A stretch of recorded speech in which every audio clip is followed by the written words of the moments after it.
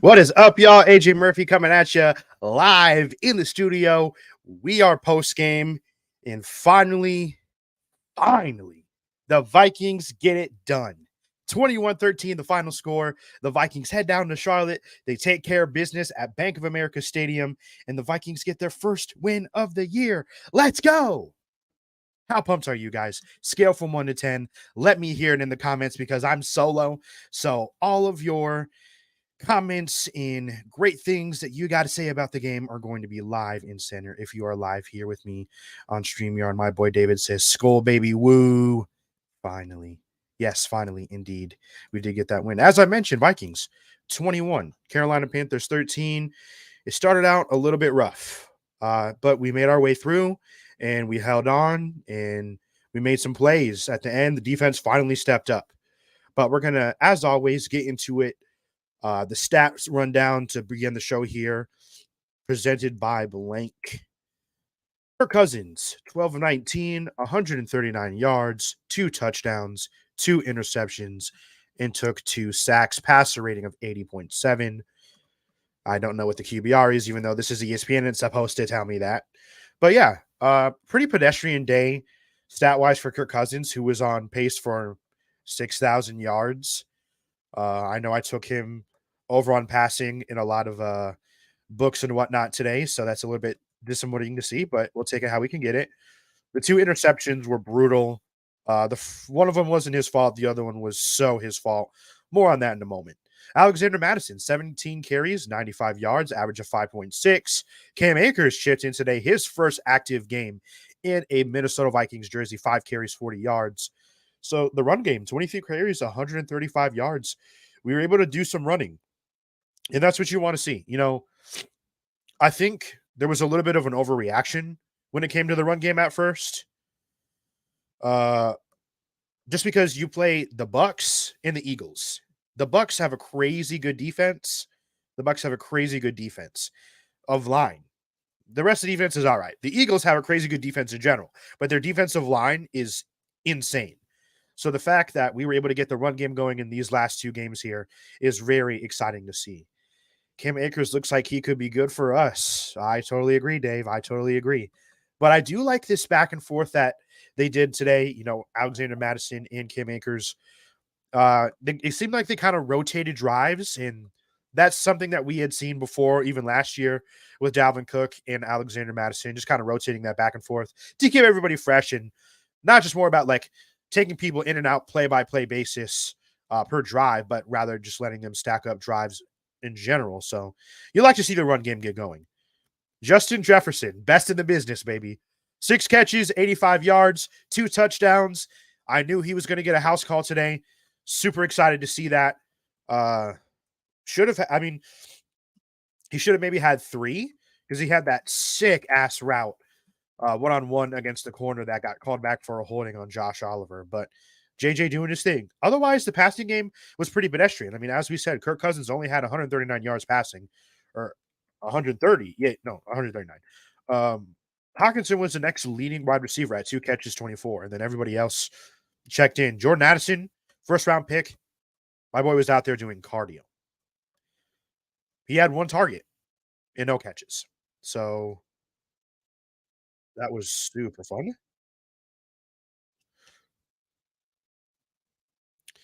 Yeah, just to wrap up the stats here, Harrison Smith, 3 sacks. DJ Wanham had a sack. Davenport had a couple. You love to see that defense come through. On the other side of the ball, Adam Thielen, 7 catches, 76 yards. Chuba Hubbard got going down the ground a little bit. Bryce Young, 204 passing. So ultimately, we were able to clamp them. 5 sacks on Bryce Young. You love to see it. Absolutely love to see it. Yep, my boy Jackson. How about Davenport? Flames. I mean, he played only a couple snaps week 1 and then went out and then, had the injury thing. He had that clip that go viral this week where he basically was like, yeah, I'll let you guys know when I'm coming back. I'm coming back when I'm coming back. And it kind of seemed like he was having that attitude. Everyone in Vikings Twitter was like, Saints fans, Saints Twitter, they told us so. But he came through. Davenport got more sacks today than he did all of last year. Yes, Davenport last year, half a sack. Today, 2 sacks. in his first game back. You love to see it. I mean, granted, it's against the Carolina Panthers, who have not a great defensive line, but we'll take him how we can get him. So, kind of just going into the start of the game here, it was rough. We were driving down, and then Kirk throws the pick six on a weird play across his body, trying to get it to KJ Osborne, and just throws a horrible interception. Nobody there for effort. He ran all the way down to try and get the tackle and got blasted in the process. So, but he got up because he's, that Kirk Cousins. He's a tough son of a bitch. But, it's hard when you really put yourself in a bind like that. You tie your hands behind your back, throwing a pick six on your first offensive drive to spot them 7. That ain't going to work. That ain't going to work. Vikings got to give up on KJ as the wide receiver too. Yeah, I think in due time that'll happen. I think the more comfortable that Addison gets in this offense, the more comfortable that he gets just being an NFL pro in general, he'll be able to step up and make some things happen. We've already seen him, snap off in the Eagles game, snap off in the Bucks game. Last week came through, clutch on some catches. I don't really know what the problem was this week. It didn't really, but like I said, the pass game, it just didn't seem like it was something this week for anybody minus JJ. So we'll have to get that back on track moving forward. But Jordan Addison, first round rookie, I'm not worried about him. I think at some point he'll overtake KJ for that wide receiver 2 role. But yeah, I mean, third downs, third and outs. Like I said, the Vikings were able to get the run game going, but it wasn't really resulting to anything in the first half. You have Kirk Cousins throw the pick six, then 3 and out, and then the Panthers drive down and get a field goal, and it's 10-0. And then you're sitting there going, okay, what's going to happen from here on out? Well, then we go down, we score, and we made things good again. And I just think the offense needs to stick with it. From time to time, especially with these turnovers, those turnovers can be so demoralizing just in general. When you think about the totality of a game. And yeah, so a 10-play, 64-yard drive comes down, hits JJ on a little pass. That took up most of the end of the first quarter and then got right into the second quarter. So you're already scoring your first touchdown in the second quarter. We traded back punts, and then driving towards the end there in the end zone, Kirk Cousins throws a pick on a hit ball at Ingram. At Ingram, man. We just can't have him. I don't know what's up with this whole Dalton Reisner thing. Dalton, if you're watching this, we need you. Tell the guys, tell the offensive line coach, tell KOC, you're ready to go. Because I think I speak for everybody when I say I'm tired of Ed Ingram. Ed Ingram. He can't be out there anymore. He's a liability. He's horrendous in the pass game. He's good in the run game, but not good in the pass game. You just can't have him out there. So he fucks that up. Kirk gets hit on the arm, throws an interception to Von Bell, and then they drive right down and kick a field goal to make it 13-7 going into half and getting the ball coming out of half. So that in itself was tough. But then we got them to go 3 and out. We went 3 and out ourselves. And then the turning play of the game. Davenport gets through. Ball comes loose. We strip Bryce Young. And DJ Wanham. DJ Wanham, you crushed him. How about a call from PA? But, man, you love to see those rotational guys get something going through. That is done. Yeah, I agree, Dave. I agree. He needs to be out of there as soon as possible. But, yeah, that fumble, that kind of changed the complexion. And you could see throughout the totality of the game, they were starting to get some pressures on him. They were starting to turn up the heat. They were starting to turn up the blitz. And sooner or later, the Vikings were going to get a game-changing turnover. When you're giving away the ball at the rate that they do, you have to be able to take the ball away. I've been saying it all season long. You have to be able to get turnovers. And this defense, that was our first fumble recovery of the year. We've had 1 pick. Should have been 2 last week with the Caleb Evans. Brick hands into hands of Josh Palmer. But yeah, the turnovers, let's hope that this is a building block for the defense moving forward. Because again, when the offense is turning over the ball at the rate that they are, you have to be able to get some of those things back. Maybe Davenport being back helps us out more. Yeah, I mean, it looked like he was cooking today, man.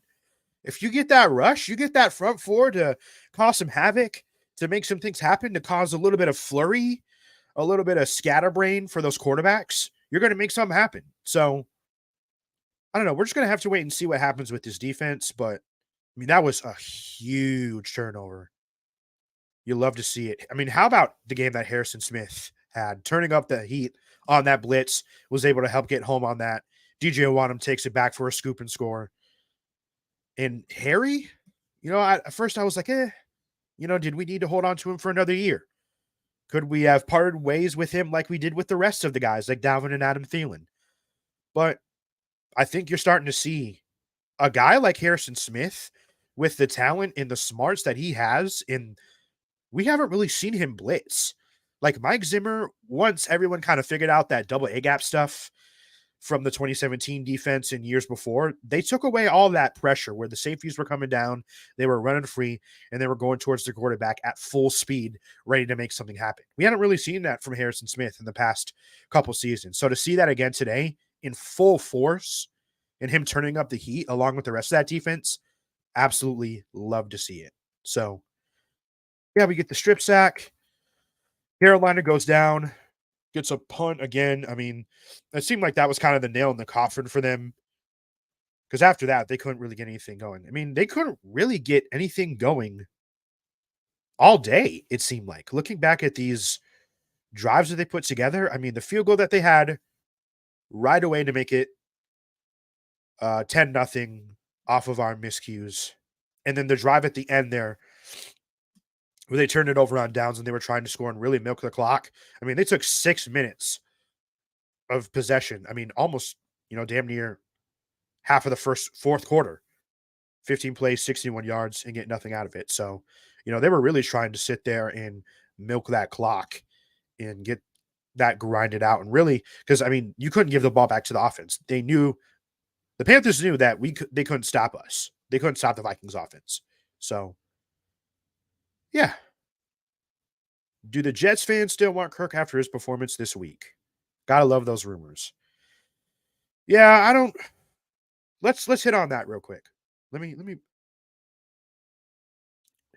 Let's hit on that real quick, because 0-3 last week. Marlo asked me on the show last week, do we trade Kirk? Do we trade JJ? No. And I gave him an opinion just based off of the business fact of it, because I am a realist Vikings fan. And if we're going to tank, we might as well throw it all away. But this isn't like the NBA or the MLB or maybe even the NHL, where guys can just come in, plug and play, and they're good. Like a quarterback, he's going to need a month. The Jets, I mean, if they're going to be this bad with Zach Wilson, they might as well tank full, be in the top 10, and get themselves a quarterback for when Aaron Rodgers retires. So I don't know why they would trade for Kirk anyway. But that was the rumor that was flying all of last week. We couldn't get enough of it. Then earlier today, Diana Rossini from ESPN comes out and says that, oh yeah, the Vikings aren't interested in trading Justin Jefferson or Kirk Cousins. You think that's a no-brainer there. So, yeah, I mean, hell of a game, 21-13. We win a one-score game, so here we are. I mean, KOC, all he does is play in one-score games. Let's get this to one side or the other. Come on. Like, this should have been the day where you run away with this thing, right? Not even run away with it, but at least win by 10. Like, let's not make it a one-score game. Let's stop making a habit out of this. I'm so tired of that, man. But, it's the specialty of this team. They live on the edge. They die on the edge. We've seen them die on the edge. 2 out of the 3 games, it was really close. Going back to last week, that pick. Eagles game was close too, but, we kind of caught up at the end. But this week, we were able to be on the other side of that. And I don't really know how to feel about that at this point, because when you put it all together, it kind of seems like this 2023 Vikings team is a coin flip team. And in the NFL, with the talent that you have on offense, like the Vikings do, there's no way you should be a coin flip team. But when you have a defense that's going through the growing pains that they are in that first year with Brian Flores, with that new secondary, there's going to be some tough things that you're just not going to be able to maneuver through. So, well, we'll see. But yeah, Chiefs on tap next. Late game, CBS, 3 o'clock window. And then we got this. What do you think about next week's Chiefs game? Taylor Swift appearance. I mean, hey, if Taylor Swift is smart and a real sports fan, she would have had the Athletic. And if she would have had the Athletic in red, she would have seen that the Vikings were at the top. US Bank Stadium, #1 on that list, baby. Best stadium in the NFL. Oh, excuse me. So, I mean, there's not a better time for Taylor to come to Minnesota before the winter starts. She was already here. She probably loves it. She's been to US Bank Stadium. I don't know why I'm saying that like she needs an athletic subscription. She's been here like 4 or 5 times. She knows that stadium and she's sold it out. So, I don't know. I mean, her going to Kansas City makes sense. Her being in New York for Sunday Night Football against the Jets later tonight, that makes sense too because she lives in New York. Is she going to come to Minnesota? Is it going to be third time's the charm? I don't know. Maybe if she shows up next week and the Jets lose to the Chiefs this week, then that could be she can be like the unlucky third time's the charm and help us, the Vikings, get a win. But yeah, I think, rolling into next week, you finally get off the schneid. You finally get a win in the W column, in that left side column. You beat a Panthers team that you should have. And now it's full steam ahead. This October is going to be interesting because you got the Chiefs next week at home in a huge game. Then you go to Chicago, who's reeling right now, choked an absolutely huge lead to Denver today. Then you go back home and play the 49ers, and then at Lambeau to the Packers, who the Packers looked really bad on Thursday Night Football as well. Against the Lions, got collapsed. They kind of came back, but it was all for naught. And hey, you will see the 10K boys at Lambeau Field at the end of October. I will be there with the 10K head brass. We're going to be in Lambeau. We got the hookup. It's going to be lit. I'm so excited to go to Lambeau. So it's going to be interesting October. Once we kind of move past that, I think the rest of the schedule really softens up because you got teams after that you can really take advantage of. That November schedule is looking like cake. If you can beat the Saints, you can have an undefeated November. We can really start to turn this thing around. But to turn this thing around fully, you got to beat the Chiefs or the 49ers at home in one of those primetime standalone-ish games. It just has to happen. So, I think today what we can go off of is I think the offensive line stuff will get fixed. Ed Ingram won't be there for very much longer. Hopefully, Dalton Reiser will get in there, be that stopgap that we need, and Kirk Cousins will finally be able to sit back there and feel comfortable when people bring form, when people bring blitz, when people bring all those things to try and cause havoc.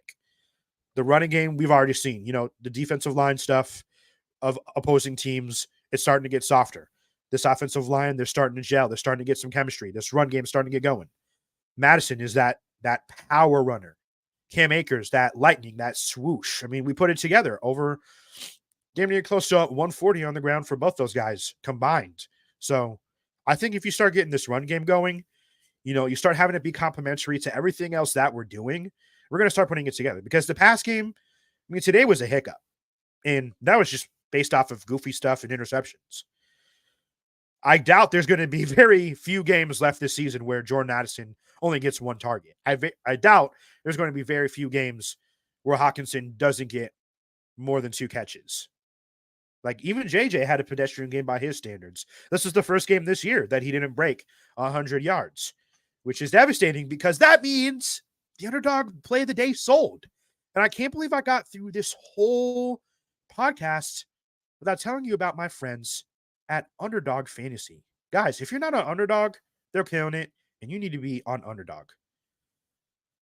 Underdog Fantasy in their pick'em game, whales. Just pick higher or lower on your favorite or least favorite player stats, and you can win up to 20 times your money in a single night. Underdog keeps it super simple with their easy-to-use mobile apps. Pick between 2 and 5 players to fill out your pick'em entry, get every pick right, and take home some cold hard cash. Use our code 10K and get your first deposit doubled up to $100 by Underdog. That deposit match is clutch. The plays that they got in there are clutch. If you guys play other books, we're not going to allude to him, but you know that they get crazy with some of those bumps. Underdog rarely does that. So they take care of their customers. They got a good book running. But today we fell short. The last couple weeks, play the game, we've had money. JJ, we had him on higher than 101.5 receiving yards. He only got to 85. Adam Thielen, 4.5 receptions, got to 6. That was always a cinch. So I guess maybe we could have put that with the JJ touchdown. I knew he was going to score today, but I felt like putting that on the slip was a little bit too risky to go either way, just because, receiving yards, you can get that in a sham no matter what. And obviously, with the run that he's been on, he's going to get it no matter what. But, yeah, so we run out of luck there, but hey, we ride, we move. We only lost $10 because I stick to $10 units because I'm not a rich boy over here. But hey, we keep moving. And if JJ's going to sell us by a little bit, that's okay. We'll take it because he's a star, and I'd rather see him score 2 times and win the game than have me win $30 easily. All right, that's going to do it for us here on State of Skol. My name is AJ Murphy. Thank you for joining me, everybody. It has been a great show. Tune in live on Thursday. We will be live previewing the Chiefs game. It's going to be a huge game. Maybe we'll have clarity by Thursday if for whatnot Taylor Swift is showing up to US Bank Stadium. We'll have to wait and see. But yeah, Vikings Chiefs, late game on CBS. It's going to be massive. So be here for the pregame show Thursday in the 6 o'clock hour, PM hour. We're going to be live. We're going to be ready to rock. For AJ Murphy at State of Skol, thanks for watching. Thanks for listening. We'll see you later. Skol.